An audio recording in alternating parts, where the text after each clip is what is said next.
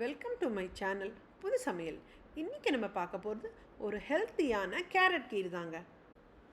இந்த கேரட் பாயசம் பண்ண தேவையான பொருட்கள் கேரட்டு, பால், சர்க்கரை, ஏலக்காய், முந்திரி, நெய், குங்குமப்பூ. முதல்ல கேரட்டை நல்லா வாஷ் பண்ணிக்கோங்க. தோல் நல்லா சீவிட்டு சின்ன சின்ன பீஸாக கட் பண்ணிவிட்டு கொஞ்சமாக தண்ணி ஊற்றி நல்லா குக்கரில் ஒரு 5-6 விசில் வேக வச்சுக்கோங்க. அது நல்லா ஆறுனதும் மிக்சியில் போட்டு நல்லா ஃபைனாக அரைச்சிக்கோங்க. ஒரு பாத்திரத்தில் பால் எடுத்துக்கோங்க. நான் குக்கர்லேயே டைரெக்டாக பண்ணிவிடுவேன். அதனால் பாலை ஊற்றிட்டு நம்ம அரைச்ச கேரட் விழுதியும் அதில் சேர்த்துக்கோங்க.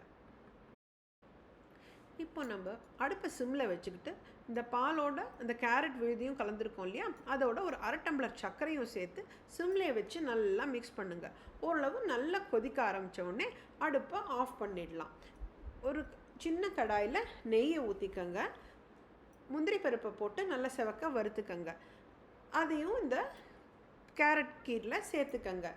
கொஞ்சமாக குங்குமப்பூவும் ஏலக்காவையும் சேர்த்துக்கங்க.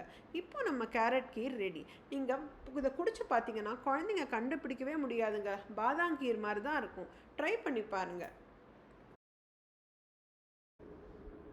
இதை ட்ரை பண்ணி பார்த்துட்டு உங்கள் ஃபீட்பேக்கை கமெண்ட்ஸில் போடுங்க. இந்த வீடியோ உங்களுக்கு பிடிச்சிருந்துன்னா லைக் பண்ணுங்கள், ஷேர் பண்ணுங்கள், மறக்காமல் நம்ம சேனலுக்கு சப்ஸ்கிரைப் பண்ணுங்கள்.